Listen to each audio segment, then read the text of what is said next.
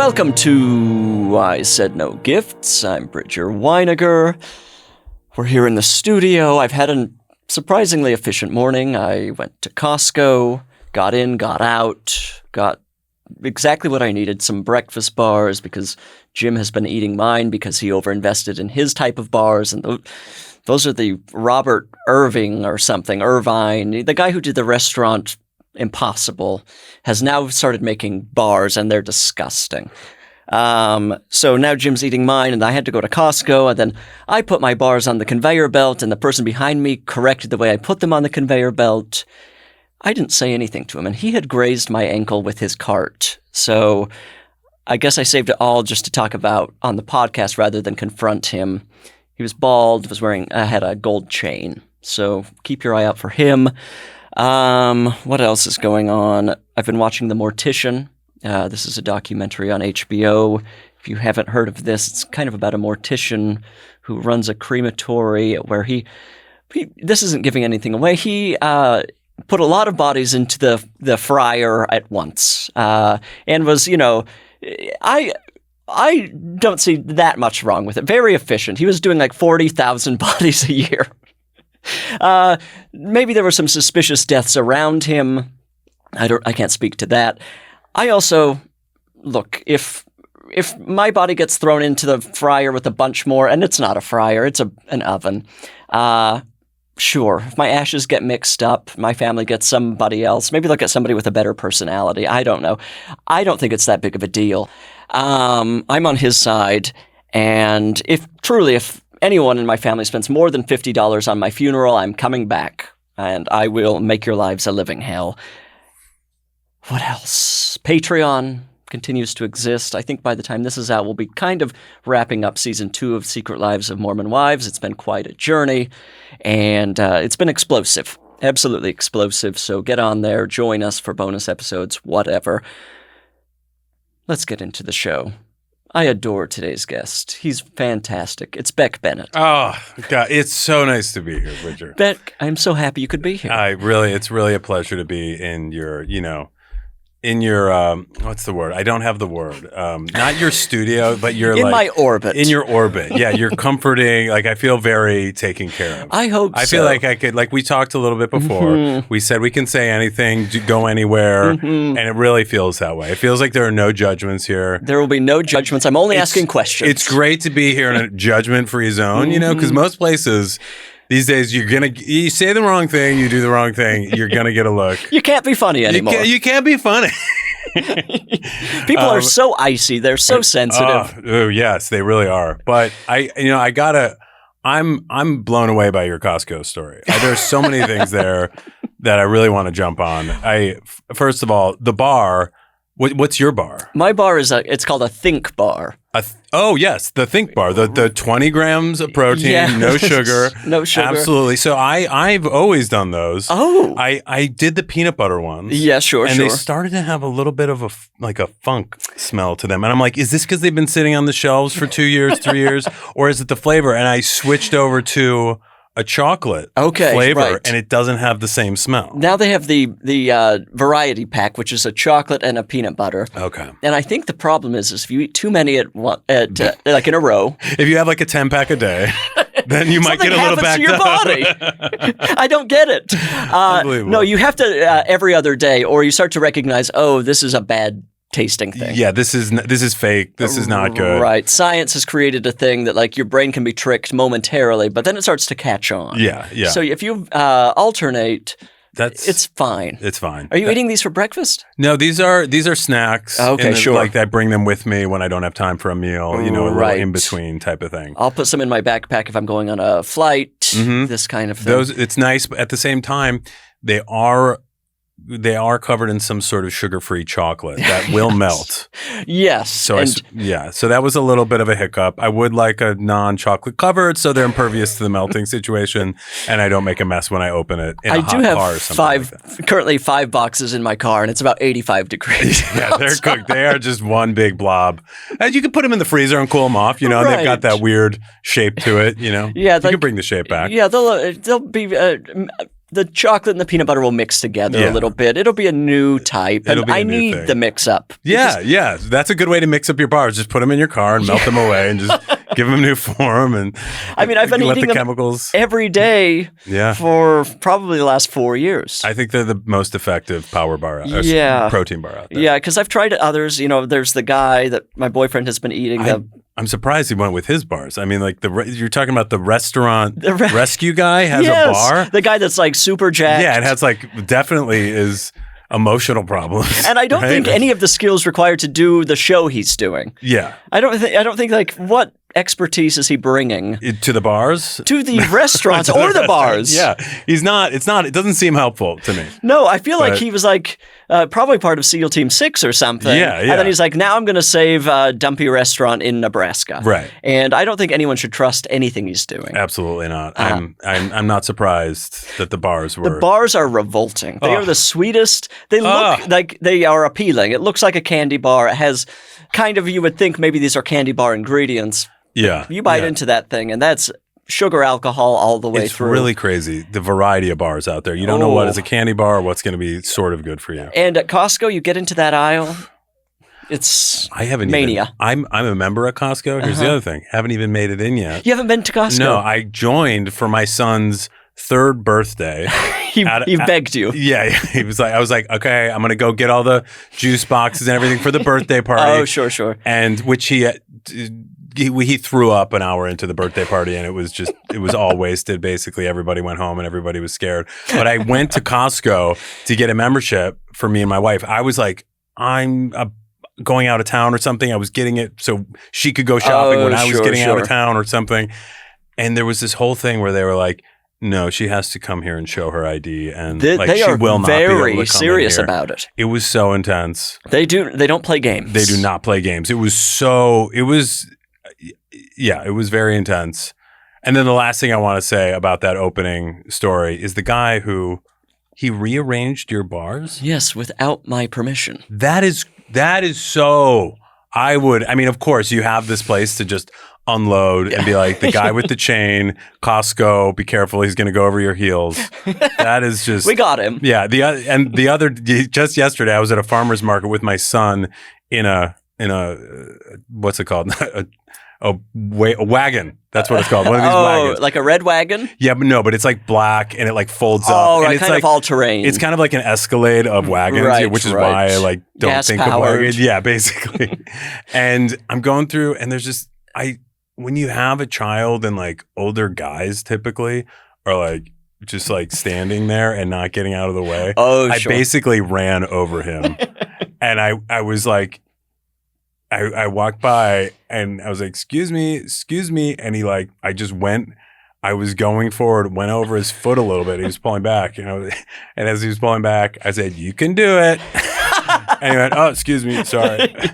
Anyway, that's me, the relating things that I have. It's a big issue for me in my life. It's something that nothing will send me off like someone not being aware of how much space their body is taking up. Yeah. Meanwhile, my wife was in line for, I forget what it was. She was getting like these like rice ball things at the farmer's market. Right. And a woman was hovering over her shoulder. And she was like, this woman has been hovering over me. She's been like right up against my back. Every time I move forward, she like almost bumps into me.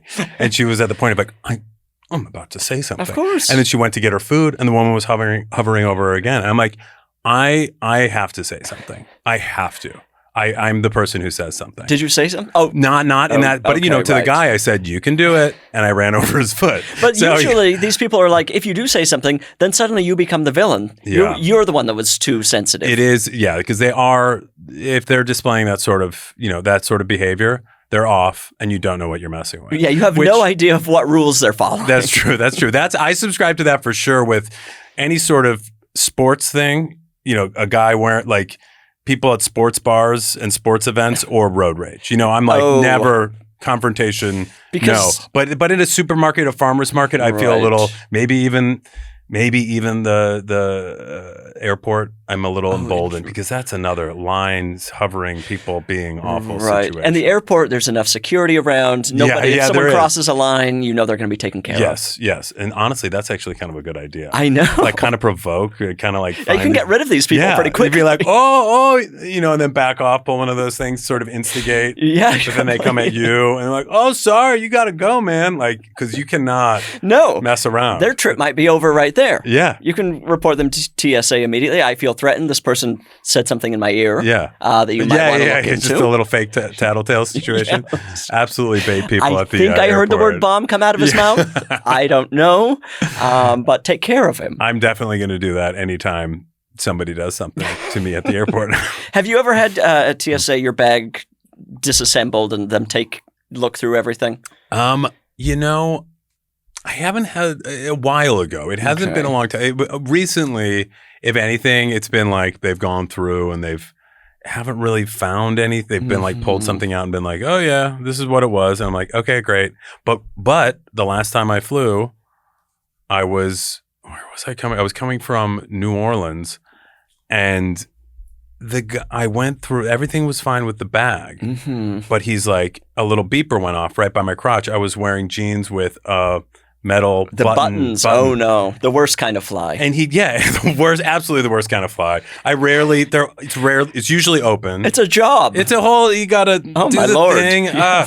And with these fingers, these are sausages. These are not meant for You're not rock climbing. Doing surgery with these things. No, these cannot. They saw me as a kid and they were like, he's not going to be a surgeon. This will not be a neurologist. No. Not with these sausage fingers. But they didn't take the wand out. Like, it had been so long since I was checked. Right. And he was like, I'm going to need to check you. And I was like, okay. Sure. And he went up my leg, like fully. Just kind of slithered up your. Yeah, like really like kind of like he was climbing a tree, just kind of like choking up. I don't know if that's how you climb a tree. Thighs. But I have big thighs. He probably wanted to see what they felt like. Of course. But he was really bumping my junk, and then on the other side, and then he took the back of his hand and went across my crotch like that. My God. And I was like, and again, I was. This is. I could have been a little more patient, but sure. I was like, what? I was like, do you want me to take my pants off? And he was like, sir, I need to check. I was like, okay, I wear these pants all the time. Okay. But it was like, he was all over my penis. Yeah, that feels like a second permission needs to be asked. Yeah. It's like, I'm going to touch you, and now I'm going to touch you further. Did you like that? Right. Is that okay? Yeah, is this okay? Let's keep going. He did ask me if I wanted to go to a private room. Oh, and I was like, absolutely not. No, because then you're going to get away with a lot more. And then, yes. and then I say the thing about taking my pants off, and then like you bring some other people in, and you never want to go into the private room. Always No. Oh, then everyone's looking at you and they're like, now you, like, even after you leave the private room, they're like, what happened with him? Yeah. And I come out like totally white, eyes wide, and they're like, And I'm like, everything's fine. No, you don't want people looking at you at the airport in that situation. You have to kind of explain. It's like, this is another thing. Like if I'm at a restaurant and I go to the bathroom and it's occupied, and I just need to pee, but then I'm standing there for a while. The amount of explaining I'm doing when I get back to the table, I'm like, the wait. I was standing there. The wait. It was a long wait. I didn't have to poo. Take a shit. I should take a photo of video of me waiting or something. Oh, that's a good idea. Yeah, just be like. If you were all wondering. Yeah. You could almost I was gonna say live. Go to Twitch. Go to Twitch. My Twitch channel. Yeah, and then invite your friends at the table to go on your Twitch channel. So Tweens are watching me. Yeah. It could be a whole channel called Bridger Waiting for a Public Bathroom to Open Up. Truly only needed to pee. Yeah. Truly only needed to pee. But that happens almost any time at a restaurant. Because usually it's a one-person thing. Now, how do you feel about there's a men's and women's, and it's, it still says men's and women's. Right. And there's, you're waiting for the men's. Mm-hmm. And the women's opens up, no line. Ooh, and there's nobody else that needs it. Yeah. And you're waiting for the men's. You've been waiting forever. This person, you could almost guarantee it's somebody that works at the restaurant just taking a little break. Right. You know what I mean? They're sitting in there for a long time, and the doors. I mean, of course you're going to go for it, right? The temptation is absolutely always there. Yes, and I think it's totally fine. But what happens is you come out. There's a woman waiting there, and she's like, I've got a switch prepared in my mind to say, get over it. Don't take it so seriously. Yeah. Come on, this is all made up. Come on, get over yours. This is all bullshit. This is just an idea. This is a suggestion. Maybe split it up based on whatever. Yes, come on. It was 2 minutes. Yeah, it drives me nuts when I get a look after coming out of the women's bathroom. They should all be just genderless. They should. Yeah, we don't need a sign on these things anymore. It's just one or the other. Double up on the bathrooms. Yeah. Especially, the one thing I'll say is the women's bathroom, the line does tend to pile up more. That's true. And so I'm like, am I getting in the way? Yeah. But sometimes you need it, and sometimes you're worried your friends think you are suddenly having the worst night of your life. Yes. Yeah. It's true. Maybe we should just like.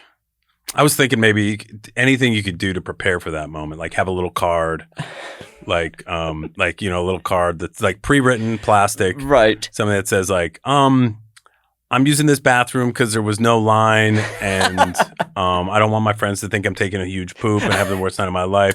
I'm just peeing. I'll be right out. Please find it in your heart to understand. Don't look at me weird when I come out. Everything's totally normal. Everything I'm doing in here is legal. Yes. I think, you just hang that over hang that on the doorknob, and then somebody will go, oh, okay. They're not going to be like, what the hell? And while you're in there, maybe you call a friend from the table to just let them know that you're peeing. Yeah. Have them come and check on you. Have them talk to the person outside the door. If you wouldn't mind telling everybody in the restaurant that things are fine. Things are fine. I am peeing. It's a long pee.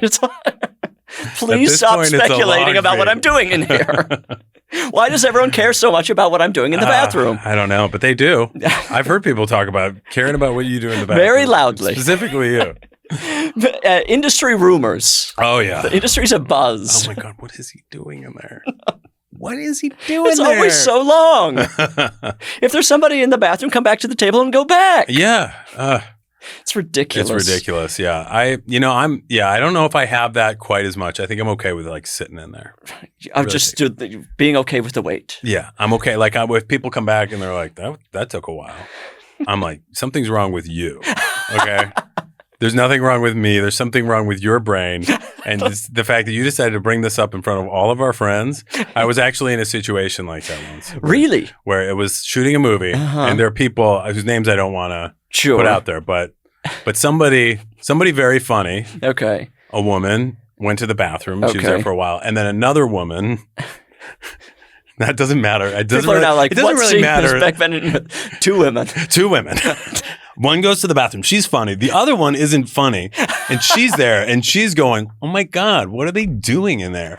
And the funny one comes back and the non-funny, there's two women. And she goes in front of everybody, oh my God, that took so long. What were you doing in there? And the funny woman goes, I was taking a big fat shit. And then just like was totally comfortable with it, diffused the situation. And good for her. Yeah. That's how I feel. I'm like, I'm taking a big fat shit. I'm just like, I don't need the little thing to put on the door. Wow, that's confidence. I need to get to that level. It's not the best kind of confidence to have. Right. I would definitely rather have other kinds of confidence. Right. But I'll take it. I'll take what I can get. And I think actually I'm going to defend myself a little bit here. It's a little bit also of I don't want everyone at the table having to think about poop while they're eating. Oh, that's considerate. So you're considerate. I'm considering others. It's almost a little more considerate than embarrassed. Yes. I'm like, I don't want them sick to their stomachs, gagging down each bite, waiting for me. Right. Yeah. So... Look. Yeah, that's you're on the right side. And for me, I'm kind of like you don't give a shit. I'm like, let me put it in your head. If it's right there at the edge, I'm gonna push it all the way in. I'm just gonna. How dare you? Don't look at me the wrong way, or I'll describe my shit in detail right when you're taking your first bite of your beef stroganoff. You picked the wrong meal. You picked the wrong meal today, Buster. And yet you still haven't been to Costco. That's really. Yeah, not as a member. I've been with other people, but as a member, I still haven't gone in yet. It's a weird experience as a non-member. I always feel like, what should I be doing? Yeah, I don't know the way in really. I don't, because I feel like there are certain things like we got like a big thing of macaroni and cheese for our son, which I would imagine is like the smallest thing you can get. Right. And I'm like, I see this thing in our pantry and it's like, I don't know, it's like $40 things. Oh, you're not going to eat all of those. And it's all the same type. I like to go to the grocery store and maybe try a different one. Mix it up. Try a different brand. Right. Try a different noodle, different cheese sauce. Of course. It's another thing where I think the Think Bar kind of encompasses it, where that's small enough that you can kind of just get used to it being, I don't care for this flavor, but who cares? Yes. But a meal of artificial cheese? Of artificial cheese and noodles? You got to switch that up. You got to have a rotation. Yeah. Oh, it's upsetting. It's really upsetting. It's really upsetting. Yeah, I'm not quite there yet with Costco. You'll get there at some point. Maybe when I'm having more parties, birthday parties for my son. Right. But did you? How did your Costco card photo turn out? Mine, not a good situation. Oh my God, I don't even know. I don't even know if I feel like I don't even know if I have it. Oh, you're never going to get back into this place. In my memory, I took a photo. And it was like a temporary thing. Yeah. Like a paper license at the DMV. I think it was, or like I was going to pick it up later or something.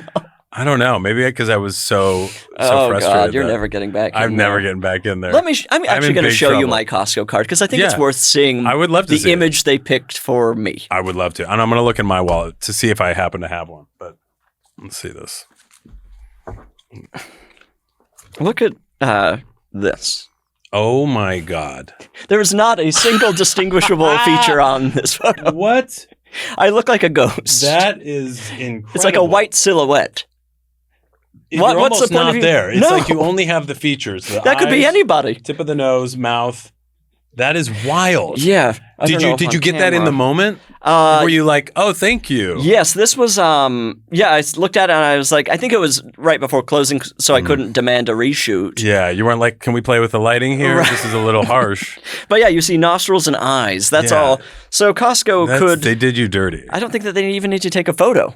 No. They're not taking it seriously. Not when it's washing it out like that. No. Get some nice lighting on me. There's no way. No. Oh, have you got it? Oh, yeah. Let's see this. A little washed out, too. Oh, a little washed out. But and you look deeply unhappy. I'm very unhappy. I've already told stories of being unhappy at Costco getting my license. And then what else? At the what was the other? At the farmer's market. Yeah. Oh, yeah. I'm going nuts. You're going crazy. I'm going crazy over here. Absolutely crazy. I'm fully. Well, I feel like I should redirect the conversation before you get in some sort of trouble. Okay, sure. Yeah, redirect. I mean, this could just lead to more problems on the podcast, but I don't know where to go from here. I mean, problems are fun. It's marketable. It's viral. It's conflict. Yeah. There's sparks fly. Mm-hmm, yeah. People love to see these. It's essentially one of these debates. Yeah. Absolutely. And so we'll see what happens. Okay, let's see what happens. I was excited to have you here on the podcast today. I'm so excited to be here. I thought certainly Beck has manners. He's been in the industry for a minute, knows how these things work. Absolutely. Has some sort of decency. The podcast is called I Said No Gifts. Mm-hmm. And I imagine you received the famous phone call. Yes. Phone calls. We have Annalise kind of call and leave messages. Just making sure. Sending letters, emails with the name of the podcast. So I was a little surprised. I was a little floored when you walked into the studio today holding an absolutely gorgeous gift. Thank you. You're so welcome. Thank you so much. I appreciate you. Well,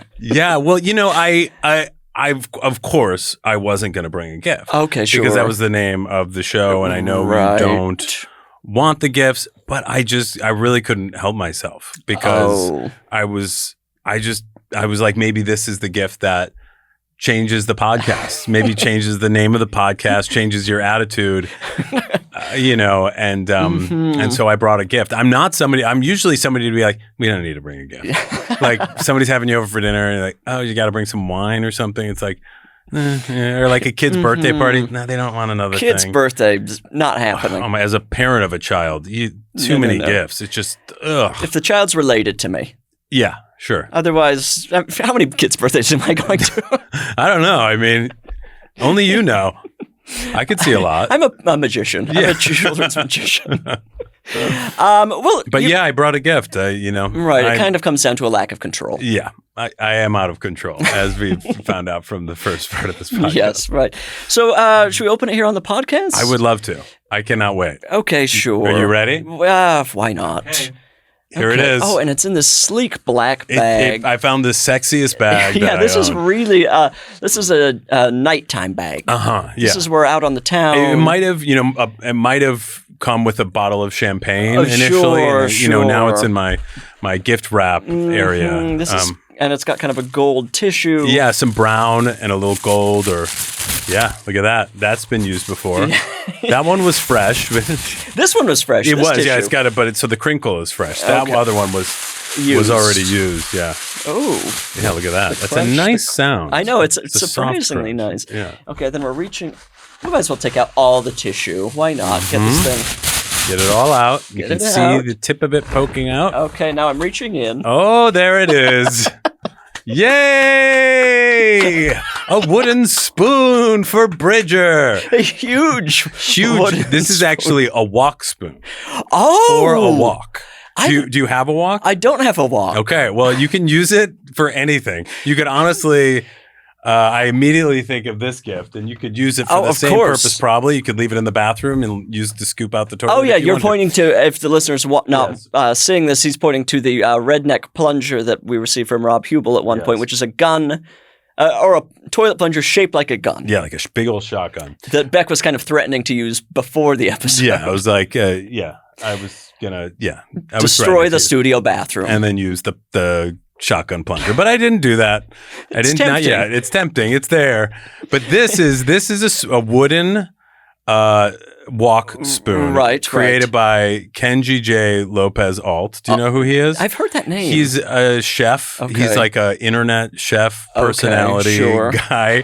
He's created 2 James Beard award-winning cookbooks. One is called The Food Lab. Okay, you may have seen it. It's like it's like a encyclopedia book of cooking, like basically all the principles that one could want. To just kind of lay it all out. Yeah, like chopping, sauteing, like vegetables, meat, like every different major like category of preparing food.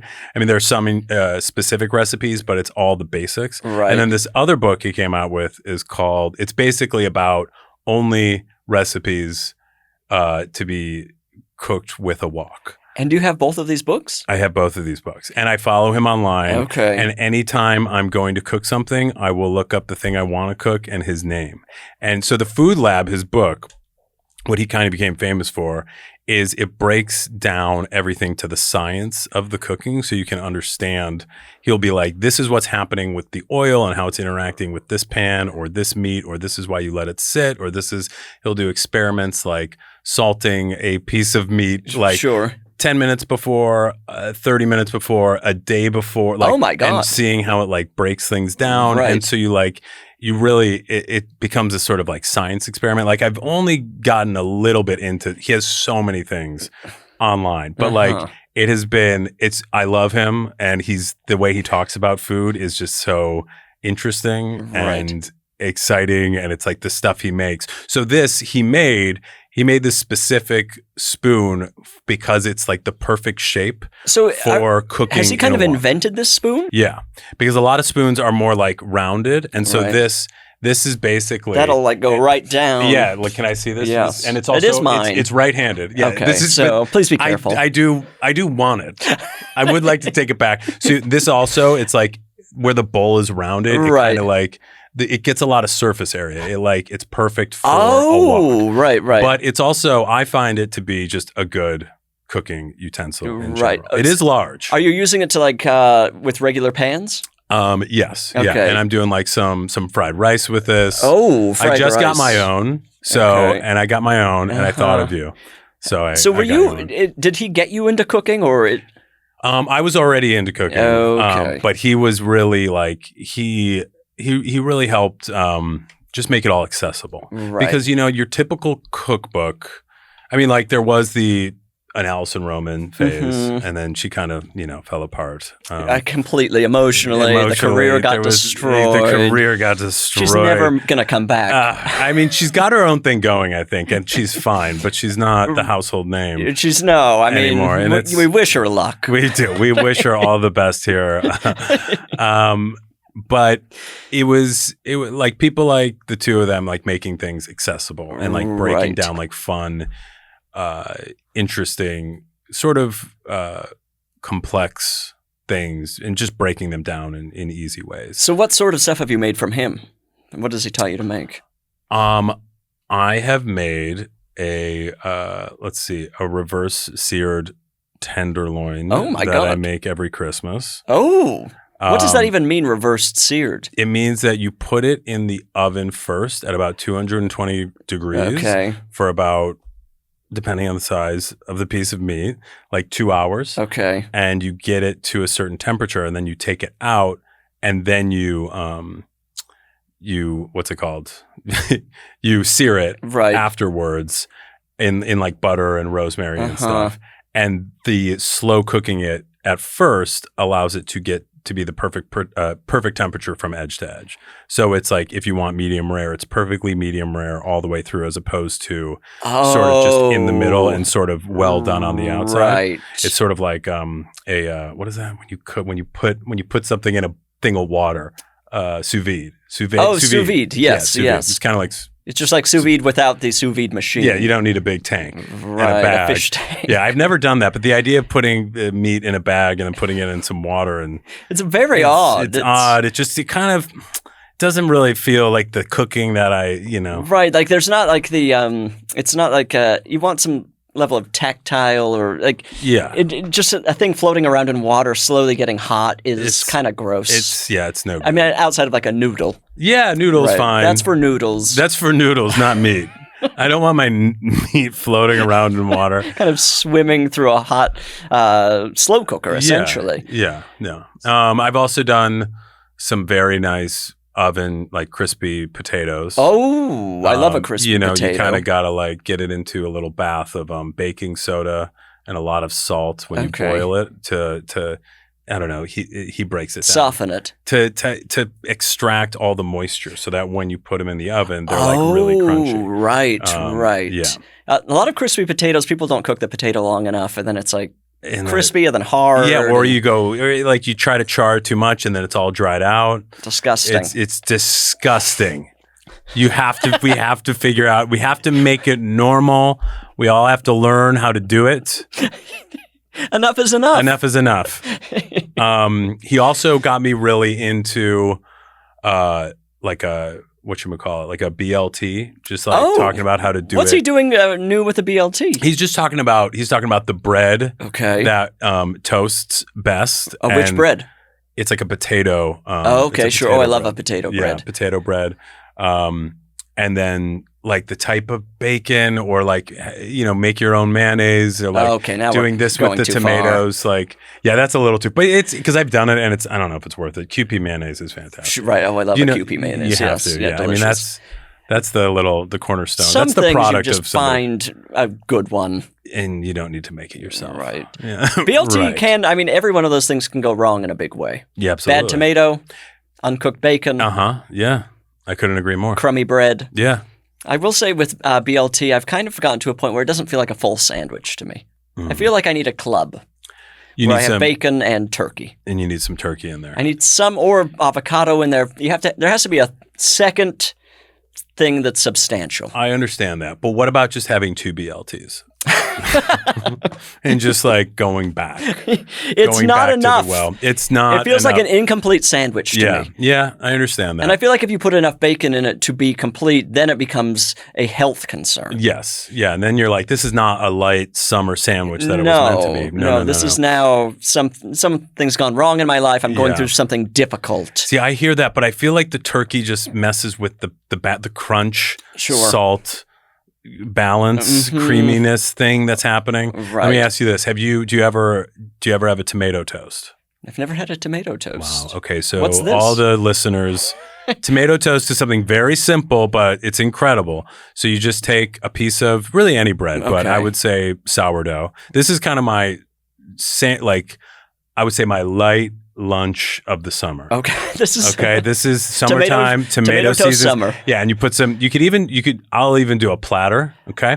Big platter, tomatoes, bacon, some lettuce, some cheese, a little indigestion here. It's something was coming up, but nothing popped. Mark that for a clip. Cut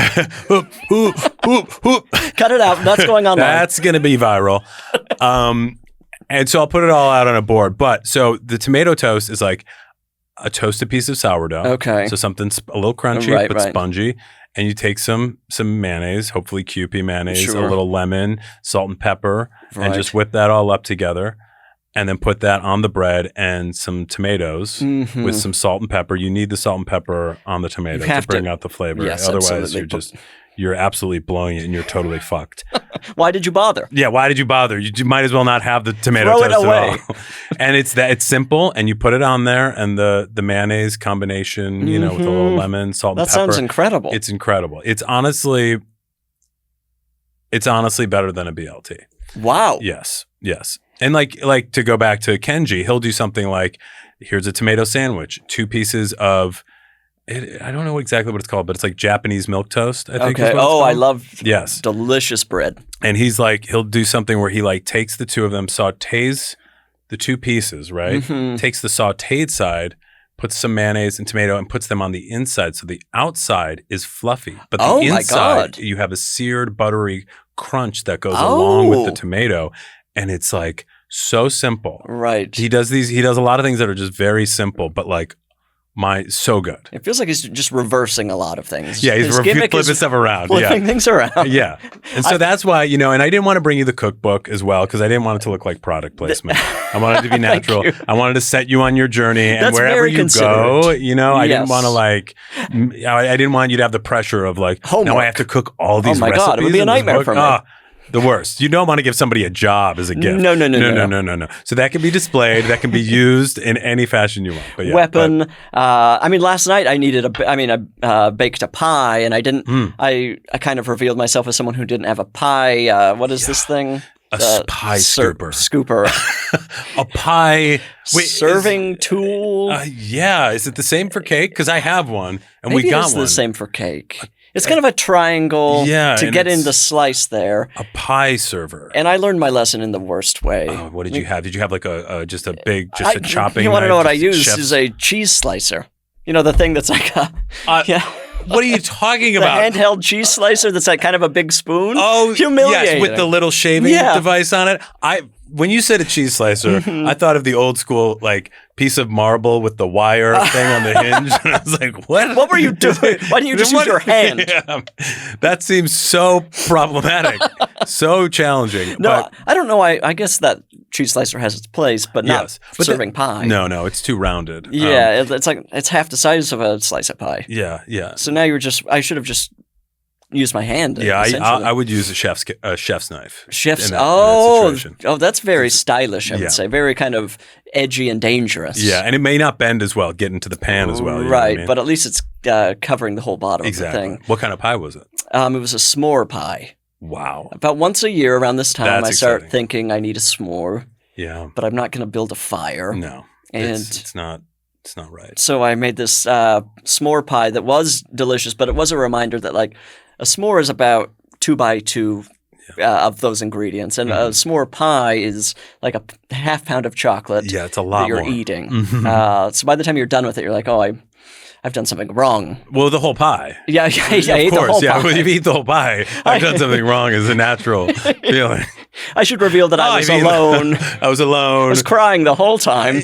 Well, that sounds about right. That sounds like the right situation. No, just one small slice was you. What's this? Yeah. But it was delicious. I made a meringue for the first time. Ooh. Also realized, I don't own a blowtorch, which is a nice kitchen thing to have. I have a blowtorch. That's, you don't use it often, but when it comes time. I've never used it.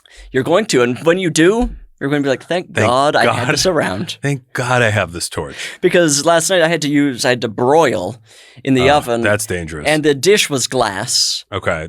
the fear I had. Yeah. Because as a kid, we had a glass thing left on the stovetop and it exploded in the kitchen. It felt like a pipe bomb had blown up. That's so dangerous. I mean, glass everywhere. So it was sitting on a burner and it was heating up. My mom really screwed up that day.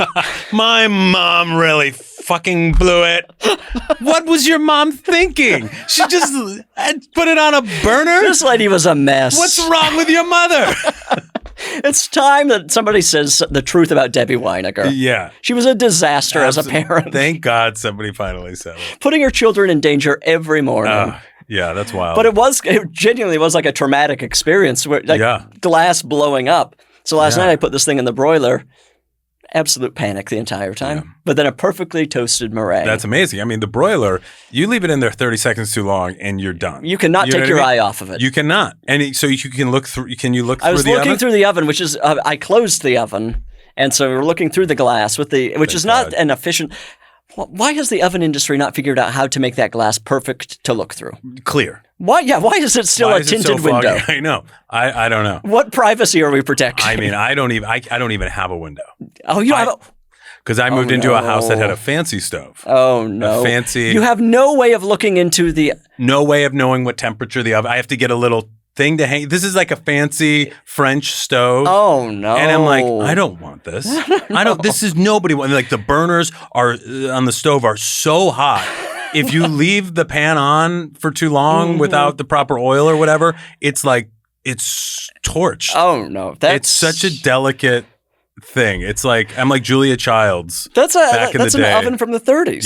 Yeah. And it's like, ooh, look how rustic and cool it is. That was my first oven in LA, you know, where I was like, I'm putting this thing in the oven. I have no idea what the temperature is. And I can't see it. Good luck to everybody. Yeah, no way. Wow. Yeah, we moved into this house 2 years ago, and it was like, wow, cool. And I've had to get just tuned into it, to know it. And now that I know it, I'm ready to let it go. That's going to tear your family apart. It might. It really might. Life ruining. Yeah. I need to be able to at least get a peek. Yeah. I need a peek. Just give me a little peek. I just want to know, especially you want to know if something's in there. Yeah. Right? Especially, we get this oven is below the waist. Oh, it's absolutely. It's accessible to children. My child could come by. He can't get a peek. He doesn't know if something's in there. He's going to open that thing, burn his face off. Climb into the oven. Yeah, he's going to climb right in, and he doesn't know it's 400 degrees in there. He's toast, literally.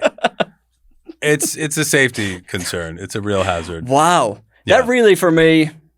First appliance I'd get rid of. You're going to get rid of that thing. I think I'm going to get rid of it. At some point, you're going to say, enough is enough. Exactly what I was thinking. Who enough do you is think enough. you are, Beck?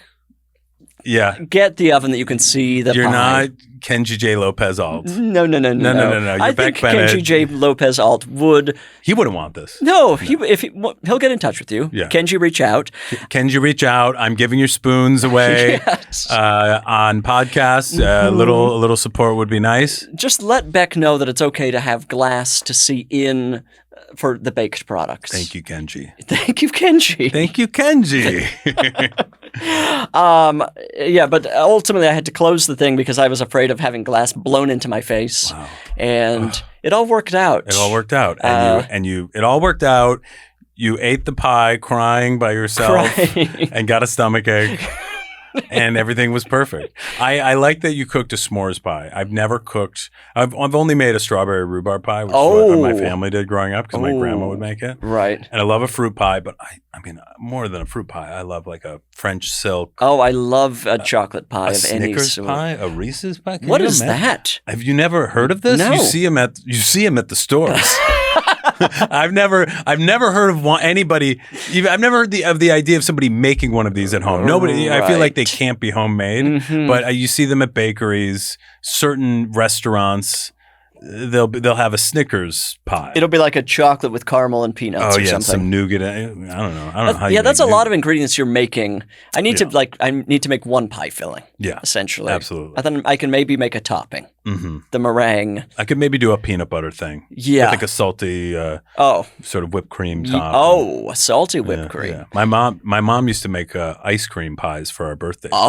With a Oreo crust. Delicious. Incredible. I love I won't do a regular pastry crust. It's too much stress for me. It's too much stress. Is it too hard to get it right? Yeah. Yeah. The bar is so high. Yeah. Every recipe is always like 50 steps. You have to have ice cubes, blah, blah, blah. Yeah. I haven't done the pie crust a lot, but from being around the pie makers, Thanksgiving, etc., it always... The marker is the crust. I feel of course. It's never the filling. No. It's like, did we get the crust right? And if you screw up the crust, then you just have a bland, paste that... Yeah, it's floppy on the bottom, too disgusting. Crunchy, just crumbling apart. It's very much like a sandwich. If you use bad bread for a sandwich, that's half the thing. It's half the thing. And it's all about the bread. It's all about the bread. That's a famous that's a restaurant here in Los Great meatball sub. Yeah. But it's not about the meatballs, it's about the bread. At that place, it's all about the bread. It's all about the bread. Baked fresh daily. Yeah, it's really important. It's important for more people to know that too. You want to make a good sandwich, get some good bread. Truly. I really feel like this is something that just as a society in the last 10 to 15 years, we've realized, that ingredient needs to be good too. Yes. When you're making a burrito, the tortilla should be good because that's something you're still eating. Yeah, it's the foundation. Yes. I mean, I kind of felt this way. Well, Kenji helped me with this as well, and not to just talk about meat products with Kenji and whatever, but I got into burgers because I was delicious. And I make a smash burger, which is very popular now, but I was way ahead of the curve, and I was like, what are these burgers that we're eating at home? At people's houses, these hockey pucks. Oh, right. These dried out hockey pucks with a big, half melted piece of cheddar on it. Flavorless. And it's just it's like a big dry meatball. I was like, this is enough. We can do, it's not that hard. It's one of the most simple foods to make well. It's really easy. And all you need is some good meat. Sure. I like some onions, pickles, a sauce. Some sort of salt? Some sort of salt. I think for me, a melty American cheese doesn't have to be a Kraft single, but they have all different variations now, and a Martin's potato roll. Delicious. That's all you need. And it's just the good, simple ingredients. And people have come over to my house and had these burgers and been like, oh my God, how did you do this? Did it take you a minute to figure out how to make them properly? Did you have to buy an iron to smash it? I got the iron. I got the right spatula and everything, the right tools. Yeah, you need the right tools. Yes. But I think that's one of the things that got me into cooking was you can make these nostalgic, amazing, whether it's a grilled cheeseburger, just a good salad, some good vegetable, a good just roasted chicken. Oh. These basic things that you can make at home very simply and have it taste better than anything you've ever had. Right. I was like, we need to know how to do these things. And yet I've never cooked a single thing in my home. Really? Except for the pie. Outside of scrambled eggs. I bake. You bake. But I really don't. I guess during the pandemic, I made meatballs. Yeah. A few. Well, this is going to change. I'm going to be frying up rice. I'm going to be making pad thai. Absolutely. I'm going to be all over the place. You're going to be scooping it all around. I mean, yeah, they're going to find a lot of good uses for that big old spoon. Yeah, I'm very. It's a right-handed about spoon, this. just so you know. They come left and right-handed. Oh, interesting. Because I guess the curve of this thing requires. I mean, a left-handed person would be absolutely ruined. They would be ruined. Now, what are you doing? Too pointy there. Yeah, that's not. It's very cute. It's almost looks like a kind of cartoon paintbrush or something. And and there's actually something else in the bag. Oh, there is? Just a little bit. Just a little bit of something. That is some wood oil. Yeah. I don't know that I've ever heard of wood oil. I didn't want to leave you with that. And now I'm giving you a job. Which is and I thought about that when I was putting it in here. I was like, now I'm giving him a whole job. And You're changing a lifestyle. Yeah. And you don't have to use the oil, but if you use the spoon, you might want to put some oil on it and rub it in there. Oh, this is for the spoon. It's for the spoon. Before you even use it the first time. You don't no. You can use this for a while. Okay. You don't want to put it in the dishwasher. You don't want to soak it in water. The wooden spoon. Right. Of course. But when it starts to dry out a little bit, you take the scratchy side of your little sponge there, and you rub some of that in there. And how do I wash this properly? Just with a little bit of light soap and water? Absolutely, yeah. Just a little bit. I would have put this in the dishwasher. No, Bridger, no. You would put wood in the dishwasher? I'll put whatever I want in the dishwasher. You never put wood in the dishwasher. You'll ruin your woods. I'll put my wedding dress in the dishwasher. Well, that, of course. That actually does work. That's a little secret people don't know about. I do all my dresses in the dishwasher. Not my shorts and shirts. No. That would be ridiculous. Yeah. But you drag a big dress out of the dishwasher, hot and wet. It's perfect. It fits perfectly. Okay, wow. I've never cleaned something or used wood oil on anything. And I don't expect you to. This is a gift. I'm giving you this being like, he'll never use it. But I couldn't responsibly give you this beautifully crafted wooden spoon without the proper tools. I mean, maybe I throw some of this on, lather up and lay out in the backyard. That's kind of what I was thinking a little bit. I feel like my skin could take that. Yeah, I feel like it works for the wood. Why not Bridger? This is in the same territory as a what is the other thing that's like a nightmare? You have to season an iron. Yes, a cast iron. Cast iron. I have a cast iron pan, and it is very frustrating. I kind of hate it. There are a lot of recipes that are like, you need a cast iron for this. Right. And it is in pet territory where it's like you have to take care of it. Yes. And it can rust and and you have to season it. What does that even mean? I don't really know. It's misleading because I thought when I was given my first cast iron pan, they were like, you have to season it. Right. And like and you also don't want to wash it because I thought like seasoning it was like keeping the flavors in it from the previous meals. You know, that's what I would assume. It seasons it, right. It flavors it or something. But I don't think that's what it is. Is it like you're just creating a coating? A coating of what? Of like grime? It's like oil. Oh, okay. It's oil that you're like kind of. Honestly, that's not a good explanation. But it's like after you clean it, you're supposed to put some oil in it and then put it in the oven and it like bakes into it, I think, and like it like fills in the pores or I don't believe in that. I don't really believe in it either. I'm not doing that at my house. Now I have just straight up, what are they called? Metal pans? You know, the silver ones? You know, right. The basic ones, All Clad is the brand. And it's not easy, but it's not as challenging as cast iron. Right, and it's also it doesn't have the anxiety of the whatchamacallit, the scratch, the scorcher ring. This non-stick, the non-stick. Oh, pans. the non-stick. You never know it though, because you put one of those in the oven above 400 degrees, you don't know what kind of chemicals you're releasing. I don't know. Right, it's a very like potential cancer issue, right? Yeah, it is. But it's like that's something. It's like you see that. You read about it online, and I'm like, is it real? And then I ignore. You ignore. And I think, well, we're doing fine. Cancer's on its way. All the things, everything gives you cancer, but also so many more things used to give you cancer, I think. Oh, yeah, maybe we've cut out some of those things. All the fumes that the factories were putting out in the streets, and what the factories were putting in the water, right. All that stuff. And maybe non-stick pans are my smoking. You know, it's my dirty little habit. And that's nothing compared to smoking. Yeah, it's mommy's treat is the non-stick pan. Mommy needs her non-stick. I'm so stressed out. Go play. Just gonna burn that on the stove and just smell it up. Well, I'm very excited about potentially using the oil at some point. Yeah. And then using the wood spoon for something. Who knows? Well, it's a. I love a fried rice. Maybe it's time I tried it. Yeah. I think so. Because of good fried rice, the gap between good and bad fried rice is massive. It really is.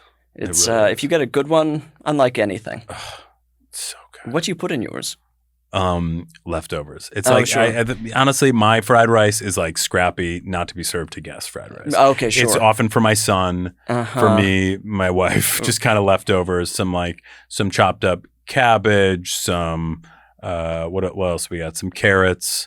Maybe some peas. I don't do that. I don't do the peas. I don't know why I said that. Some people do. How many leftover peas do you have? No leftover peas. I don't like peas. Don't need them. I'll do some cucumbers on top. I like fresh crunch. Oh, and a little cilantro with it? Oh, absolutely. And maybe some avocado if we have it. Oh, no, avocado is wrong. Avocado's wrong. I feel like, where are you putting the avocado in Just kind equation? Of like on top. And you kind of take a little scoop. This is not how I would serve it to guests. This is how you would serve it to a dog. Yeah, a 3.5-year-old child dog. That's interesting. A lot of the stuff I do cook at home, I'm like, this is disgusting. This is not for other people. You know what I mean? It's survival. Right. This is healthy-ish. Right. Keeping things interesting for me and my family. It's different. Oh my God, cooking for a fam is a whole. That's a lot. I do a lot of the cooking. Are you cooking daily? I try to every other day. Every other day. Yeah. And is it like a plan ahead, or is it like, this is what I'll make tonight? A little bit of both. Uh-huh. I try to keep it interesting, do new stuff. But often it'll just be like a go-to, like some pasta, right? A canned sauce or a jarred sauce. Sure. Maybe some turkey or some spinach that I'm adding to it. Okay. That sort of thing. Do you get complaints? Oh yeah. Oh yeah. No, not complaints. Just well, of course, from my son, he'll be like, yucky, like or whatever, and then my wife Jessie will be kind of more like. It's good. No, right. I mean, it's good. What do you want? Like, yeah, this is like one of these classic things we have like once a week. And like, do you have a big winner that you can count on? It's really just the pasta. Okay. That's what's going to make everybody happy every single time. It's going to be on the table on time, because it's not new. It's easy. Right. So yeah. The thing that will really set me off, and I control myself, of course, but when I bake something and my boyfriend says it was good, you should do this with it next time. Ooh, yeah. And it's like, well, just say you didn't like it. Yeah. Or don't talk to me. Yeah, I know that's something that I've had to adjust as an adult. Is like you don't need to give notes to your partner. No, you can just be like amazing, and like they'll figure it out or they won't. Doesn't matter. Like it's not worth the note. If you have your little baking idea, why don't you try that? Yeah. Surprise me. But that would be worse. The next day he's baking the same thing. Be like, see, it's a little different. You notice how it's a little different? I see how it's a little not as soggy on the bottom. Yeah, that probably I just kind of want that would be psychotic. End of relationship. That would be end of relationship. I was thinking the same thing. My Jessie she won't give. I mean, if anything, it'd be like less salt, which I have. That was an old note, which I've really drawn back on. But it'll be you don't have to use every dish in the kitchen, or another reaction will be like, I'm only doing half of these dishes. And I'm like, okay, you know what? You don't have, I mean, that's a constant, dishes in the household, figuring out the balance and everything. I would never expect her to have to do all the dishes. Sure. Sometimes I use more than I want. Right. And it's a horrible job. It's a horrible job. And it's not as fulfilling as making something. Right. You're like, yes, this is delicious. You fed us. Right. But the criticism of you don't have to use every it was dish. Great, but you didn't do it right. You didn't do it how I would like for you to do it. Or can you clean as you go? Oh, and I'm that's like, a tough thing to. Yeah, I cannot. I'm like I'm full just survival mode. Yeah, let's see. I am a clean as I go, and it's very satisfying. It's incredible. By the end, everything is done. And you feel like, wow, look at me. I just, afterwards, there's food is on the table, but the kitchen is fucked. It's totally destroyed. It feels like, to me, now I'm like, I'm a psychopath. Am I someone's going to get away with murder because I cover my tracks? Oh, yeah. That's what's now clicking for me. And what's clicking for you now is you could get away with it. Yeah. You could I'm kill now somebody. Capable of the perfect crime. Wow. Just through learning to bake and clean up after myself. Yeah. That's a nice, it's kind of like, I'm thinking like Dexter style TV show. Oh, like interesting. The Baker. And the cleaner upper after himself. Yeah. And it's like a cherry pie, but it's blood. And you've got the big knife and you're like eating the knife and you're like, it's yummy. And it's blood or something. That's a real cool show. This is an ideas podcast, first and foremost. Of course. You didn't see the movie Bring Her Back, did you? No. What movie is that? It's a tough movie to watch. Is it a new movie? Yeah, it's a horror movie. Oh, Bring Her Back. About a woman who's trying to bring her daughter back from the dead using her foster children. And it's a tough one. That sounds complicated. But I bring it up because of the putting a knife in your mouth. There's a scene where you watch somebody essentially eat a knife. Oh, no. I'm so sorry to everyone. I don't want to see that. That's not a good idea. Bring Her Back. And was it bad? Was it rough because it was not good? Oh, it's a very effective movie. Okay, it got you. Yeah, it was it's like tough in that way. Yeah, it's not like a crummy horror movie. It's it's artful. Yeah. But also potentially the most disturbing thing I've ever watched.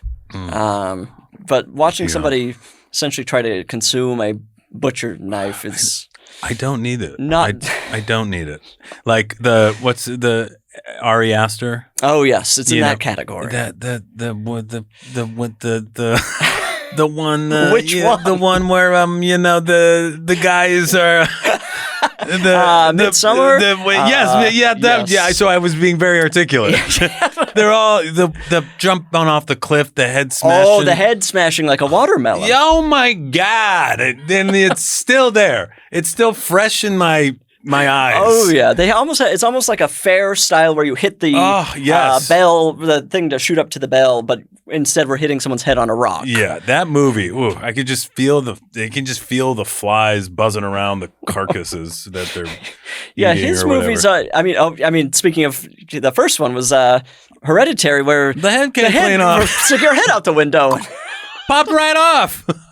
What the hell? And that's like in the first 15 minutes or something. And then you just have to live with that feeling. You see, I'm more of I love a Get Out. Oh, sure, of course. Who doesn't love a Get Out? Classic. And then Drag Me to Hell. Oh, I love Drag Me to Hell. Cabin in the Woods. These are fun. Fantastic. Drag Me to Hell has a tough, I believe, stapler scene. Oh yeah, but it's stapled. Fun. Like in the head, it's like funny. It's the witch lady, right? Yes. And she's in her car or something, and she's a mad hag. She's a mad hag putting curses on people.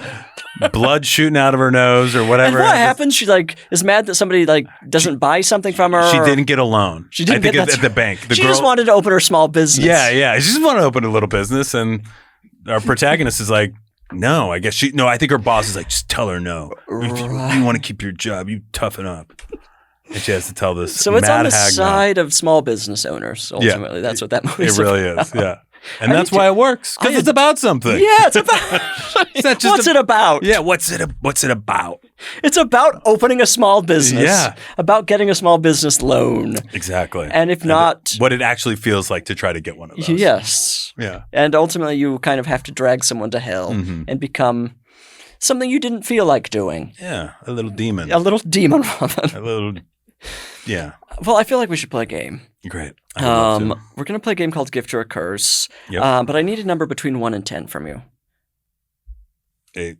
Okay, I need to do some light calculating with the number. Okay. So right now you can promote, recommend, do whatever you want while I leave. Okay, great. And I'm going to promote, I'm going to do this by myself. You're doing it all alone. Wow. Okay, so just a reminder, I'm Beck Bennett, and let's see what's coming up. I'm in this movie Superman that's coming out on July 11th.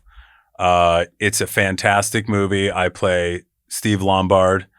He's a sports writer at the Daily Planet. He's in the comic books. You can go check him out. Check out his Wikipedia page if you want to learn more about him. Funny guy, kind of an obnoxious dude. Makes fun of Clark Kent. Hits on the ladies. Really fun guy. Incredible movie. If you want to believe in the world and people again, go see Superman. Can I keep plugging? You can keep going, of course. Yeah, okay, great. And then I have a podcast coming, my own podcast. Oh, you're kidding. Can you believe it? Beep all of this out, of course. Wait, what'd you say? Everything you say for the next 30 seconds will be beeped. Beep. Because I didn't realize I had a competitor. Yeah, you have a competitor, a sneaky competitor. What do I do? I'm polling viewers. Yes. It's called What's Our Podcast with Kyle Mooney. Oh, my God. On the HeadGum. Sorry, another competitor. I know, another network, and now it's like... I didn't even know. I've never promoted a podcast, my own podcast before. I don't know the rules. Maybe I'm breaking all of them. But it's a podcast where we don't know what our podcast is about, and we have guests on to recommend something, and then we give it a shot with them in the moment. Oh, I love that. Thank you. Can you give us an example? Yeah, let's see. We had Claudia O'Doherty on. I love Claudia. One Claudia. Of the all-time. She's the best. And she was like, your podcast should be about jeans. And then so we switched studios. We went to another studio across the hall, and we did our podcast about jeans, where we just talked about jeans and our association with jeans and how we feel about jeans. And we had these like segments like sexiest jeans, like coolest jeans. And we talk about those things. And then This is incredible. Yeah, we give it a shot for like 20 minutes, and then we kind of afterwards go, how did that go? I think we'll keep looking. And keep looking for our podcast. I really like that idea. Thank you. Okay, but that will be beeped. So the listener's like, well, what were they talking about? What was so racist that Beck said that we had to just essentially fully cut it? Yes. You know, I try to go viral, and sometimes I miss the mark. Yeah, you push the envelope. Yeah. That's what you have to do. Okay, everybody do whatever Beck just told you. Yeah, just Superman. Don't worry just about Superman. The other thing, ignore. This is how we're going to play gift or a curse. I'm going to name 3 things, and you're going to tell me if they're a gift or a curse and why. Okay. Then I'll tell you if you're right or wrong, because there are correct answers. Yes, of course. Okay, number 1, and these are all from our Patreon listeners today. This is from Aaron. Gift or a curse, John Cougar Mellencamp. Gift. Why? You know, the name alone, Cougar Mellencamp. I mean, that's like 3 things. A cougar, a melon, and a camp. It's Cougar Mellencamp. I mean, can you just, like, think of the place. Like, welcome to Cougar Mellencamp. Like, that name alone has not even been unpacked enough. It's fantastic. It's such a rock and roll name. It's almost like, it's kind of like, makes me think of Finn Wolfhard. Like, Wolfhard is the last name. What a sexy name. Yeah, really. That feels calculated. Yeah, it really does. His parents, it's toughing him up. But John Cougar Mellencamp, the name alone, I think, is a gift. And, you know, I'm somebody who loves music. Mm-hmm. What an interesting quality. Yeah, I know. I also love food. Wait, we got stopped for a minute. I'm very interesting. I like clothes. What else? I like sleeping, TV. Very interesting. But I honestly couldn't name a song, but I know I've rocked out to his music. And it's kind of makes, I'm like, it almost kind of feels like a little old school Van Morrison, kind of like something my parents would put on while they're having a barbecue, but I really don't know. Okay. But I feel like I like his music and it's more of a gift. What is the right answer? Unfortunately, wrong. Curse. And I have to... I don't know much about him as a person, though, either. So this is why it's a curse. I've been very public about how much I hate the song Jack and Diane. Oh, see, I think I'm okay with it. This may be my number 1 least favorite song of all time. Is it because of the way it sounds or the lyrics? Both. I think it's kind of little ditty about Jack. One of the all-time worst pieces of music. Wow. Maybe my number 1. I think it's a tie between that and Red Red Wine, the cover by UB40. Oh my God! So this is a whole category of my music that I listened to my parents play growing up. Okay, you poor both thing. of those songs. How do you feel about? I am. Yes, thank you for saying that. How do you feel about Bruce Springsteen? Love. Oh, okay, because I feel like a little like the Jack and Diane. It feels a little Springsteen. Jack and Diane feels like a store brand version of Bruce Springsteen. A copy. Yeah, where it's like, let's do that. Yeah, let's Americana. Okay. Yeah. Chili dogs. Let's go for it. Right. But this becomes a curse because maybe he's a nice guy. Maybe he's got other music that I wouldn't hate. Yeah. But that, you stop there. You go, no. No, thank you. I'm not entering that haunted house. Yeah. And I hope he's not a nice guy. But if he is, my apologies to John. And maybe it's an Oppenheimer situation where he's like, what have I done? Right. You know, he was a good guy, good intention, but then he created something that... He didn't know it was going to be that big. Right. Opened Pandora's box and has now kind of ruined my life. Yeah. But to your point, I've never heard anybody say, I love John Cougar Mellencamp. Like, I know I've never heard that. When people talking about their favorite artists or albums, Cougar Mellencamp. Do not know a single Mellencamper. I don't. No, absolutely. I can't imagine he's one that inspires a lot of that sort of hardcore fandom, but I could be wrong. Yeah. He's a copier. Yeah. Okay, so you've gotten one wrong so far. Right. Good luck with the rest of the game. Hey, I'm okay with getting them wrong. Okay, we'll see. Next, this is from Heidi. Gift or a curse, washing your hands next to someone in a public restroom and performatively lathering longer than usual. This kind of goes back to a little bit what we were talking about earlier. Okay. I mean, that specifically, the feeling... I'm going to break this down. The feeling of, needing to impress somebody next to you, I think is a curse. Okay. But the result of the actual washing your hands because of that and fully cleaning them is a gift. Okay. But you have to commit to one or the other. I'm going to say it. Then, I'm going to say it's a curse. Wrong. This is a gift, and you had the logic there. Yeah, I had the Look, logic. You get to be on stage for a minute. You get to perform, and what happens? The social pressure leads to you cleaning your hands. Yes, however, okay, but here's my thing. The reason I switched to curse is because I don't think that you need to perform the washing to actually wash your hands. I bet if you're somebody who would succumb to the pressures of, the virtue signaling of washing your hands for the whole birthday song twice or whatever it is, and really getting in all the cracks. Twice. Isn't that what it was? Happy birthday twice? God, I haven't been washing my hands enough. 5 years ago. That was the whole thing. I don't wash my hands enough. But I just think that like you're probably going to clean them well enough. You know what I mean? And and what you really need to do is get down to why you're doing what you're doing and who you're doing it for. And if you're doing it for some stranger next to you in a bathroom, then you have some things to look at. Well, you don't get the point. Frankly, I don't care. Sorry. I know that this is cutthroat. Yes. I know that this is not a debate. No. It's not a discussion. There's a right and wrong. We can talk about it. Yeah, but of course, there's a very high standard, and you have not met it yet. Of course, no. That goes for the rest of my life. There's a standard that I don't meet, and that's okay, and that feels good. So let's see what happens. Let's see what happens with the third one. This is from Candace. Gift or a curse when they say the movie title in the movie? That's a curse. Why? Because you're stuck. It's like you're boiling this whole movie down. It's like you have the title, you're watching the movie, and then they say it, and you're like, oh God, like couldn't you just like? So that's what I'm watching here is the title drop. You know what I mean? Like I can't just be watching the movie and it's called something.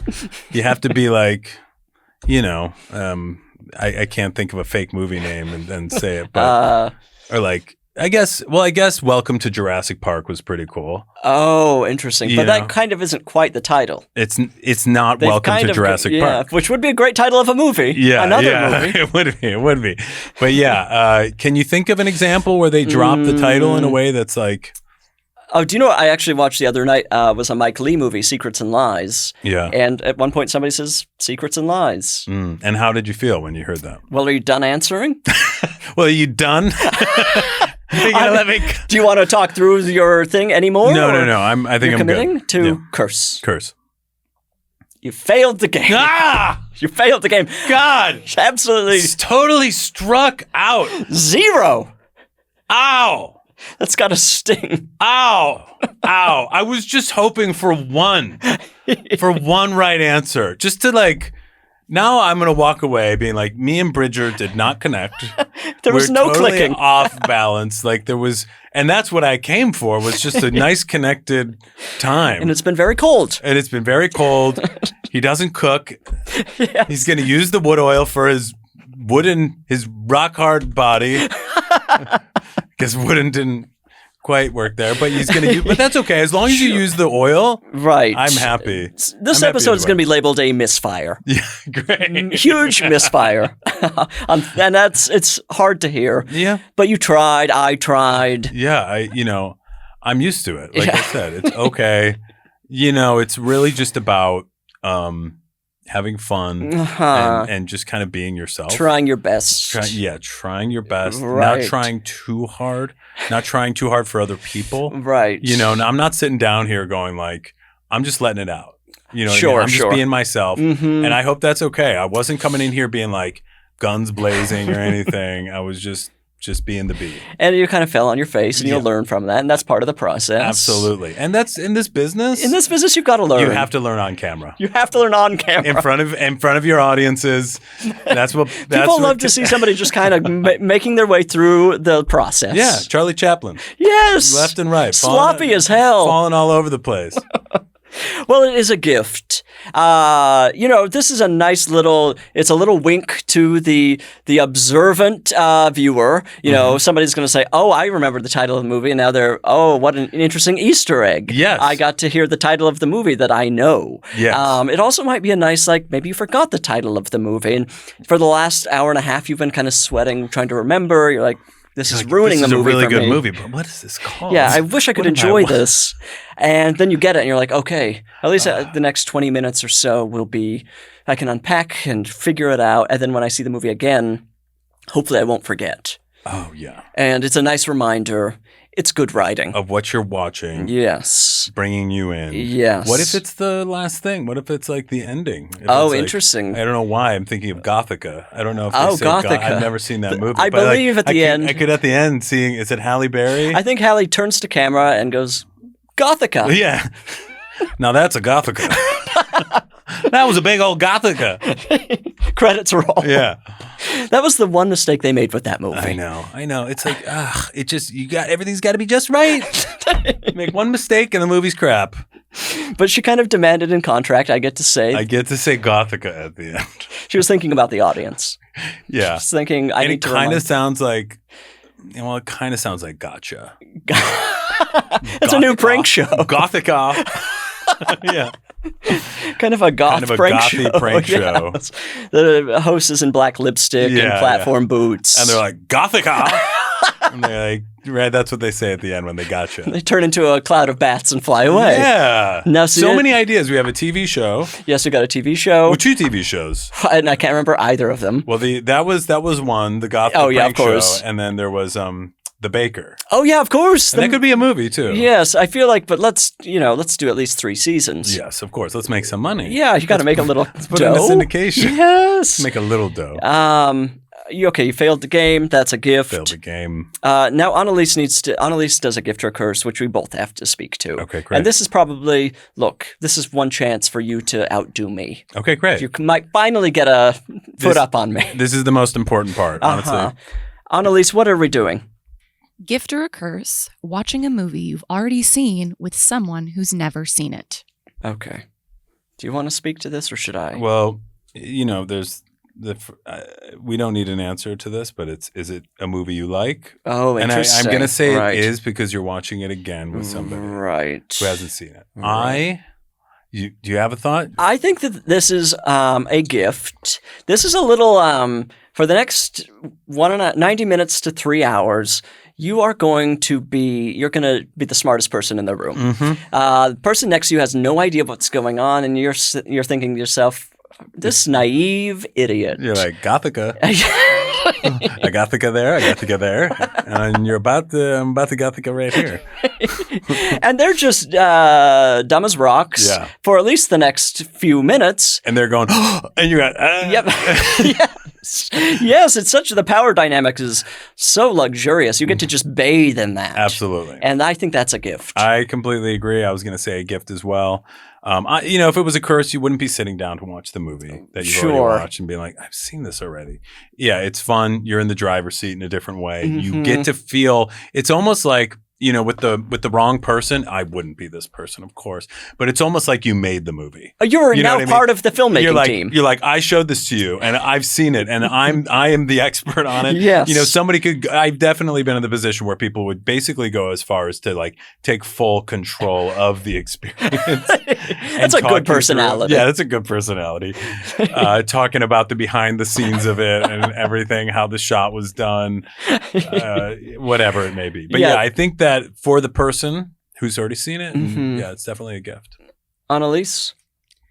Whew. You're right, it's a gift. Oh, thank God. Wow. It's a gift. It's a gift. Getting to have that kind of power over anybody, oh, how delicious. Like you said, you get to see into a future that they don't know exists yet. Yep. And also, this is to me a little insight. So if it is a movie that you do like and you're with somebody who doesn't like it, then maybe you just learned something about them that you need to kind of stow away for later. That may be the last movie you watch with them. Be like, this exactly. is no Maybe you're going to break up with them now. Yeah, if you're more aligned with the movie than the person. That's right. Yes, exactly. And we always side with the movies. We always side with the movies in this business. Do you know what? This is a brief thing, but something that feels longer than watching a movie with another person to me is showing another person a song. The agony of the 3 to 4 minutes of being like, "Oh, try this," and if they're in the room with you, especially if it's not if you're like maybe putting on a record and it's in the background, but if you're like, listen to this song, it is a lot. And torture. You're looking at them, and they're kind of like, You're getting closer and closer to them. I couldn't agree more. It is so much more intense. Oh. And then because the reaction is, because I think with a song, after you listen to a song, like you like a song, you listen to it 5-6 times. You're like, it gets better every time. Mm-hmm. You're in it. You can feel it.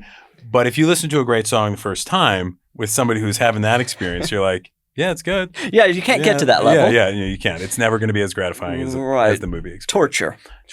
A curse. That could be a curse. You won the second game. I won it as well. We all won. We're all winners, which is great. And Annalise, now we need to answer a question. People are writing in or sending voice notes to isaidnogifts@gmail.com with some sort of requirements for the voice note. They should be under 60 seconds, and please record them in a quiet room. Okay, so they should be an hour long, recorded in a busy grocery store. Okay, or on the back of your motorcycle. Should we do a voice note? Hi, Bridger, Annalise, and guest. I have a question about how to respond to a friend who insists on referring to my normal life as a lifestyle.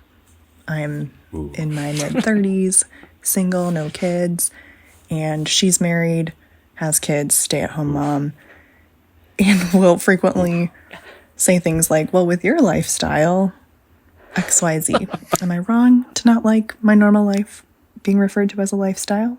How should I respond to this? Thank you. Mm-hmm. Okay, so I have at least one listener whose life is a mess. They're out of control, and they have this lifestyle that I don't approve of. And now they're asking me for advice. Yeah. That's an interesting one. And she's got this friend who's trying to kind of set her straight. Right. And instead of, conforming to whatever the friend wants, she's turning to a podcast. Yeah. How do you deal with that friend who has this lovely, gorgeous life? She's made all of the right choices. Absolutely not. She's in a hellhole. Yeah, she's in a hellhole, a downward spiral. Absolutely. And she obviously doesn't see anything wrong with it. No, she's stuck. When you're in hell, you don't know you're in hell. No. It's only when you get out of hell that you know you were in hell. Yes. We all know that. And her friend is panicking. She's saying, how do I help? Right. Why don't I just kind of subtly, passive-aggressive nature call it a lifestyle? Maybe she'll pick up on this. This friend is so dense. This friend is so dense. Maybe I'll just have a little pause in between life and style. Well, with your lifestyle, say it in a different way, and maybe I'll help her that way. This friend is approaching air quotes, lifestyle. Lifestyle. A little hand wave, your lifestyle. And that's all. A little dance move, your lifestyle. Purely in the service of trying to help her mess of a life. Right. And then she's turning to us. She doesn't even know who I am. I know. She's what a like, risky what do move. I do? It's very risky.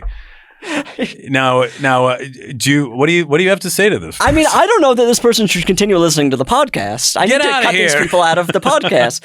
We have a kind of everybody that listens to this podcast is on the straight and narrow. Yeah. Has at least 2 children, a loving husband. Thank God. And a gorgeous car and a backyard. You got to have a backyard for the kids to run around. Yes. And maybe a driveway to wash that car on the weekends. Yeah. When you're feeling like washing the car. Yeah. You don't have to. You don't have to. You could just go to the place, your detailer. Oh, right. But to do it at home, that's when you kind of, it's an intimate act. Oh, right. You throw your bikini on. Yeah.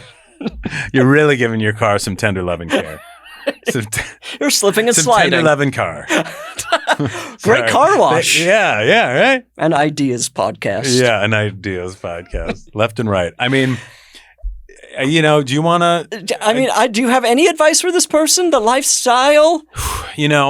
She's saying lifestyle because she's jealous. She's because her life sucks. She can't have a lifestyle. No. When you have kids, did she say 2 kids? 2 kids who she's thinking to put up for adoption. Of course she is. She can't handle them. Are you kidding me? Who wants a life when you can have a lifestyle? I mean, so I think in a way it is actually a compliment. It's like, wow, you get to have a lifestyle. You get to choose what you do in the morning or at night or any time. You are not like fully. I only have 1 child. Sure. And that was such a lifestyle change. Right. And then Now I talk to parents who have 2 kids and they're like, 1 is an accessory. That's what they say. And 2 is a lifestyle. I'm like, this is not a lifestyle change. So 2 kids. It's a lot. You know, she's probably not even seeing her husband. Oh no, or he's wife increasingly distant. Yeah, the spouses. They partner off. One takes one kid, one takes the other kid. Mm-hmm. They're not seeing each other. So she is. My advice for you to be able to handle it is she's jealous. She wishes she had a style. And you make her nervous. Yes, absolutely. She's like, oh, that must be nice with your lifestyle. You can just go have a glass of wine with a friend at 5 p.m. or whatever.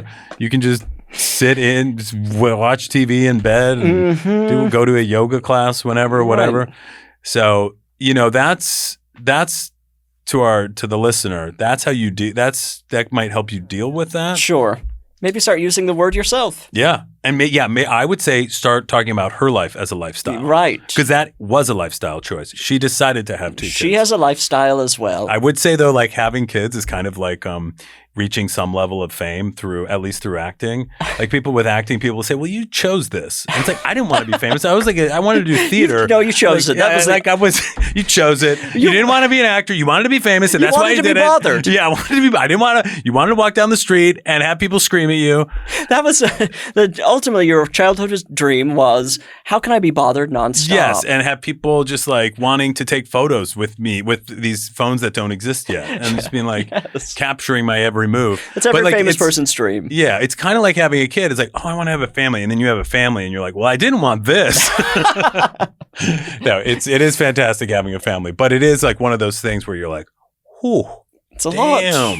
But you should start calling her lifestyle. Yeah. Start throwing that around about everybody in your life. Absolutely. Yeah. Make it, just throw it around. Become somebody that they write in about you to the podcast. Absolutely. And let her have a problem with the lifestyle. Right. Choice of words. And then you can be like, well, that's what you say about my life. Yeah, and then get into a big friendship-ending fight. That's when you fight. That's when you grab your big spoon. Finish her off. Yeah. Finish her off. Get the spoon. Finish her off. God damn it. Well, we answered the question perfectly. I think it was perfect. Yeah. I think we gave her some inner peace and also some action. Yes. Some actionable item. Is that a thing that people say? I think an actionable item is a thing, right? Yeah, right. It's like a thing you can.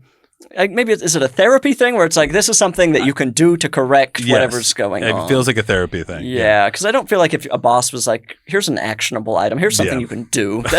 I'm leaving the office. Yeah, no, they don't say. I don't want to be here. No, but it is an actionable item, and hopefully this is the first step to getting out of her disgusting lifestyle. Absolutely. Good luck. Good with having luck. some direction and purpose, and creating a person or something. I don't know. Well, Beck, I have my spoon. I have my oil. I'm so thrilled. What a gift. Now I'm looking at the other ones, and what it's going to go perfectly if you want to put it here. I mean, occasionally an item comes to the podcast that I do just take home, and it becomes part of my lifestyle. That's great. Hey, we'll see. And this is one that's going to go in a kitchen drawer. Yes. How could I not use this? Yeah. It's a gorgeous spoon. Honestly, it could just be a decoration. Oh, yeah. Hang that on the wall. Nail it to the wall. Yeah, nail that. Just put a couple nails in it right into the wall. So you can't even take it off. And just be like, that's my cooking spoon. And it's locked into the wall. I'm saving it for a special occasion. It's for Christmas. Take it down on Christmas. I've had a wonderful time with you. I have as well. Thank you so much. Thank you for being here. What a wonderful space you've created for guests to come in and just be themselves, judgment-free, let loose. Finally, a place in podcast. It's wonderful. I don't know what you're going to say when I leave here. It's going to get very critical. Yeah, of course. It's going to be like, take his name off the list. Right. He's not coming back. Yes. Block the email. Yeah, of course. Sure. As long as I got in once, I'm fine. Annalise, throw away the burner phone, etc. But thank you. Absolutely. Thank you for having me. Listener, the podcast is over. I don't want anything to do with you for the next week. Get on. I love you. Goodbye.